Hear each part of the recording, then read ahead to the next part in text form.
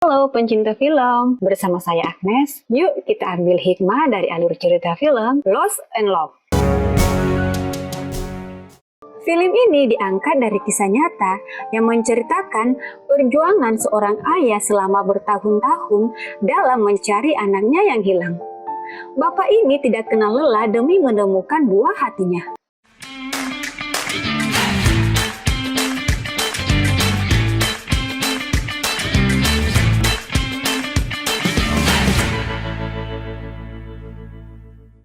Awal film kita diperlihatkan dengan seorang ibu yang membagikan selebaran. Ibu itu memohon kepada orang-orang jika mereka melihat bayinya, harap segera menghubungi nomor yang tertera pada selebaran atau menghubungi pihak polisi terdekat. Sementara itu, seorang pria bernama Lee Si-kwon juga membagikan selebaran tentang anaknya yang hilang di atas kapal. Anaknya bernama Leda dari provinsi Anhui, Cina. Setelah sampai di daratan, Lee menyalakan motornya, kemudian melanjutkan perjalanan untuk mencari anaknya. Saat beristirahat, Lee melihat seorang pria menempelkan poster pencarian anak yang hilang yang diculik pada tanggal 4 Februari 2014. Ketika orang yang menempelkan poster itu sudah pergi, Lee pun segera mencabut poster itu dan segera mencari informasi di internet. Tak lama setelah itu, Lee pun kemudian membuat banner dari poster dan dijadikan bendera untuk ditempel di motornya. Saat itu, Lee belum menemukan anaknya. Namun, Lee tak keberatan membantu orang tadi. Bahkan, dia membawa 2 banner bendera yang berisi gambar pencarian anak yang hilang. Singkat cerita, karena kelelahan dan mengantuk, Lee pun mengalami kecelakaan dan pingsan saat dia melintasi sebuah gunung. Untungnya ada seorang pria yang lewat dan segera menolongnya. Pria itu adalah Seng. Saat itu, Seng membawa Lee ke bengkelnya dan segera memperbaiki motornya. Saat mendengar suara bising dari perbaikan motornya, Lee tersadar dan segera bangun. Ia pun mendapati spanduknya sudah sobek.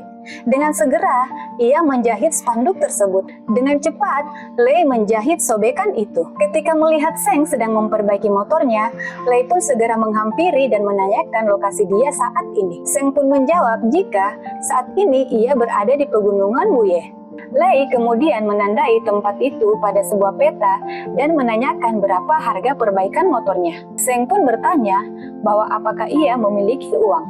Yang dijawab oleh Lee, jika suatu saat dia akan membayarnya jika dia mempunyai uang. Saat itu, Seng tidak meminta biaya perbaikan motor dan menggratiskannya buat Lee. Namun, Lee tetap mencatat utangnya dalam sebuah buku catatannya. Tak lama setelahnya, Lee meminjam komputer Seng untuk mencari informasi tentang anaknya yang hilang dan juga anak ibu tadi.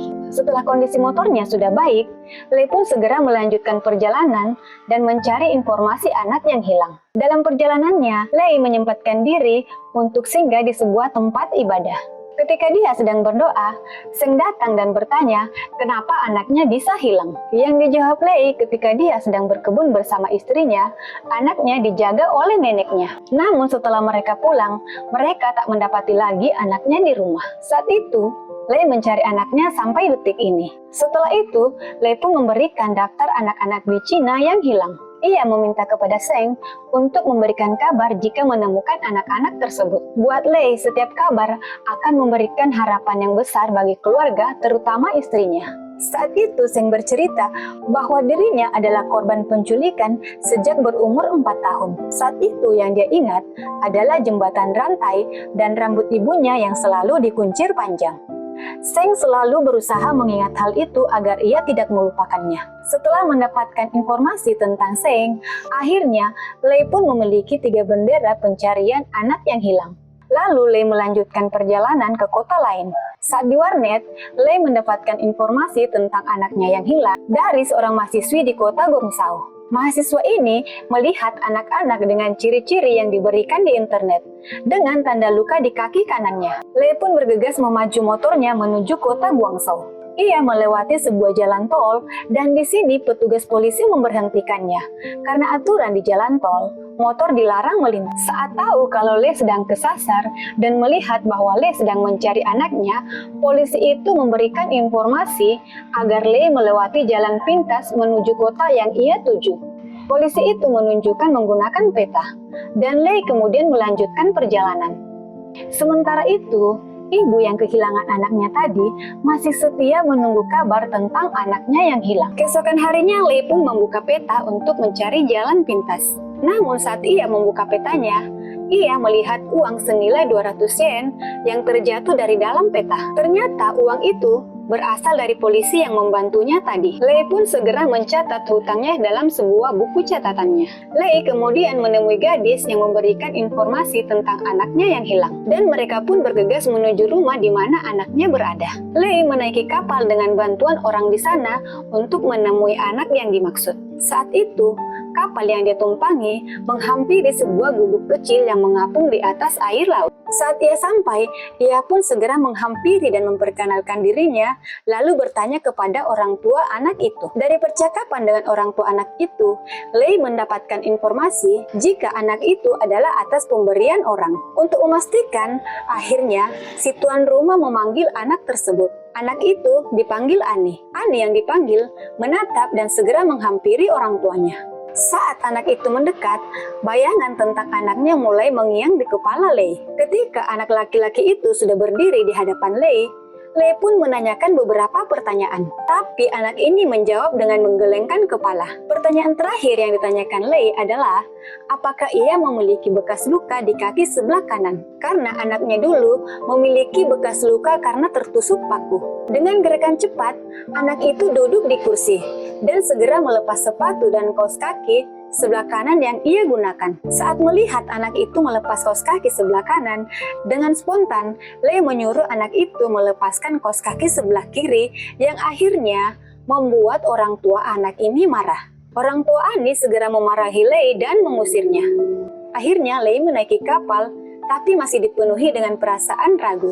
Ia masih tetap menganggap bahwa Ani adalah anak kandungnya. Ia pun kembali melompat menaiki rakit untuk menghampiri Ani agar segera melakukan tes biologi. Ibu Ani maju paling depan dan menghadang Lei. Ia menampar Lei hingga akhirnya Lei kehilangan keseimbangan lalu terjatuh ke dalam rakit kayu dan ia tenggelam. Lei berusaha menyeret motornya ke daratan dan mengambil sisa spanduknya. Seng menghampiri Lei. Lei pun meminta Seng untuk memperbaiki motornya. Seng mengatakan bahwa motornya tidak bisa lagi diperbaiki sebab mesinnya sudah kemasukan air. Kemudian, Seng mengajak Lei bersama berenang sambil menceritakan masa lalunya. Singkat cerita, Seng mengajak Lei mengunjungi jembatan rantai yang didapatkan melalui internet. Kedekatan antara Lei dan Seng mulai terjalin. Mereka layaknya ayah dan anak yang sedang menyusuri kota sambil menikmati perjalanan. Akhirnya mereka pun tiba di jembatan rantai.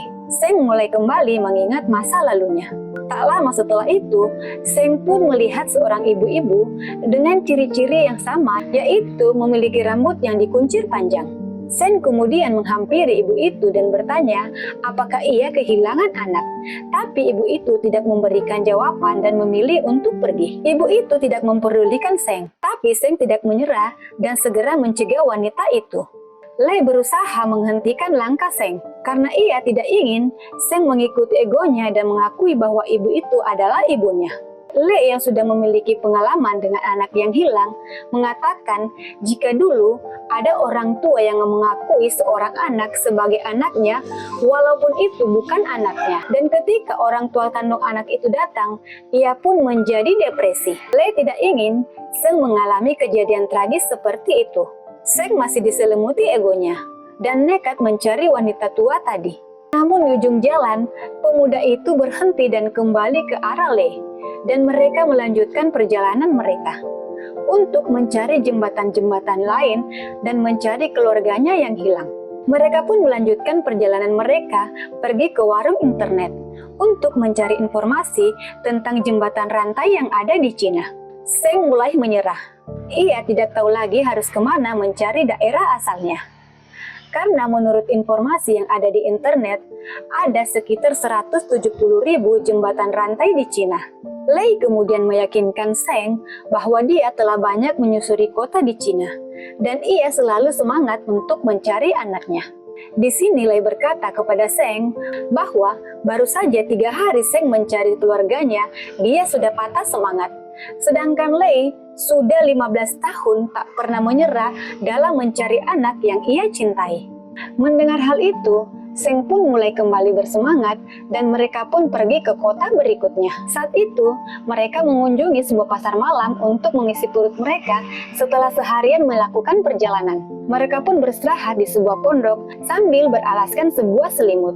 Di sini, Lei memperlakukan Seng layaknya seperti anaknya sendiri. Keesokan paginya, mereka pun kembali mengunjungi jembatan rantai. Saat itu, Seng mengatakan kepada Lei bahwa dulu dia pernah jatuh cinta kepada seorang wanita, namun dilarang oleh ayah wanita tersebut karena ia dianggap adalah anak yang tidak diharapkan.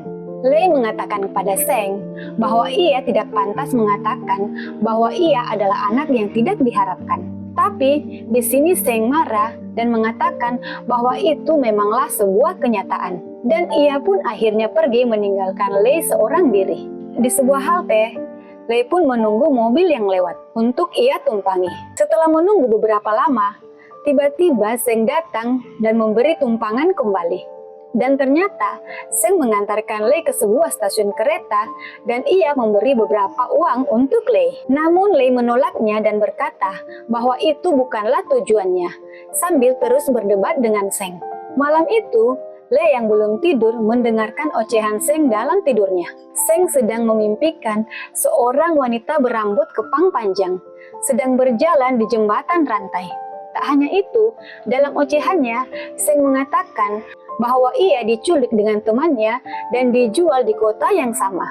Lei yang mendengarkan ucapan pemuda itu langsung bangun dan melangkahkan kakinya keluar kamar. Lei lalu menuju sebuah warnet dan memberikan sebuah informasi dua anak yang hilang pada penculikan di tahun 1992. Informasi tersebut akhirnya mendapatkan respon dari seorang wanita. Ia sepertinya mengetahui siapa orang tua anak yang hilang pada tahun tersebut. Wanita itu menghubungi polisi, dan polisi langsung mencatat informasi yang diberikan wanita itu. Lei dan Seng mendatangi kediaman wanita berambut merah. Di rumahnya, wanita itu menelpon polisi dan mengatakan jika anak yang hilang pada tahun 1992 saat ini ada bersama dengan dia. Mendengar suara pria dari telepon, Seng memundurkan langkahnya dan menanyakan kepada wanita yang di depannya agar ia menanyakan apakah orang tua di balik telepon peduli dengannya. Setelah mengatakan itu, Seng melangkahkan kaki pergi meninggalkan ruangan tersebut. Saat itu, Lei dan Seng bercerita. Lei mengatakan bahwa jembatan rantai yang ada dekat rumahnya telah ditumbuhi pohon-pohon bambu di sekitarnya. Lei juga mengatakan bahwa betapa kecewanya ia jika suatu saat ia pulang tidak menemukan anaknya. Ia kasihan kepada istrinya yang sudah menderita sejak lama. Seng akhirnya mulai menerima jika benar itu adalah orang tuanya. Meski tanpa bukti jembatan rantai dan rambut panjang kepang milik ibunya. Seng juga mengingat keluarga angkatnya yang juga selalu menyayangi bahkan takut kehilangan dirinya. Seng mengatakan pada Lei jika ia tetap menjadi bagian dari keluarga angkatnya, walaupun dia sudah menemukan keluarga aslinya. Mereka kini sedang dalam perjalanan ke rumah orang tua kandung Seng. Mereka ditemani dengan wanita berambut merah yang membantu mereka tadi. Dalam perjalanan, Seng memberikan motornya kepada Lei dengan syarat Lei tidak boleh menjualnya. Singkat cerita, mereka pun sampai di kediaman orang tua Seng. Seng keluar dari dalam mobil dan melihat betapa banyaknya orang yang menyambut kedatangan dirinya. Ia berjalan mendekati kedua orang tuanya yang sudah menangis haru. Di setiap langkahnya, Seng juga membayangkan jembatan rantai yang berada dekat rumahnya perlahan-lahan hancur dan juga rambut kepang panjang ibunya terpotong. Dan akhirnya, pemuda itu bertemu dengan orang tuanya kembali setelah berpuluh-puluh tahun terpisah. Lei terharu melihat Seng kembali bersatu dengan keluarganya, dan ia pun harus melanjutkan perjalanannya untuk menyatukan keluarganya juga. Ia menggunakan sepeda motor Zeng. Lei yang tak sengaja bertemu dengan para biksu yang sedang melakukan perjalanan, memilih untuk mengikut mereka. Para biksu itu bersemedi di bawah sebuah bangunan kayu tua. Ia pun turut ikut di antara para biksu tersebut. Kemudian memutuskan untuk mendekat kepada guru para biksu itu. Lei bertanya apakah anaknya akan ditemukan. Lalu biksu itu berkata, bila ia datang, takdir bersatu. Tapi bila ia tidak datang, takdir sirna. Bila mencari, tidak berkembang. Bila menyerah, tidak binasa. Jalan besar dilalui, jalan kecil dilintasi. Dan semua terjadi karena alasan. Lei lalu kembali menanyakan, apakah anaknya masih hidup? Biksu itu menjawab, setiap jengkal bumi, kau hidup dan mati, di atasnya dan di alam akan menghidupinya. Kini, Lei melanjutkan perjalanan untuk mencari anaknya yang hilang, berbekal nasihat biksu Buddha tadi. Dan akhirnya, film pun selesai. Hikmah dari cerita film Lost and Love, Lei adalah sosok ayah yang pantang menyerah. Dia tidak pernah lelah dan menyerah sedikit pun dalam mencari keberadaan anaknya. Bahkan saat susah pun, ia masih bisa membantu orang lain. Kita harus mencontoh sikap Lei. Dia tidak egois dan tidak mementingkan diri sendiri. Bahkan, sikap pantang menyerah Lei bisa menjadi motivasi buat kita untuk terus berjuang walaupun masalah bertubi-tubi menghampiri kita. Oke sahabat, itulah hikmah dari alur cerita film Lost and Love. Jika sahabat menemukan hikmah lain dari alur cerita film ini, silakan tuliskan di kolom komentar. Semoga sahabat yang like, komen, dan subscribe alur cerita film ini hidupnya bahagia, sehat selalu, dan berumur panjang. Sampai jumpa di hikmah cerita film yang lain. Terima kasih.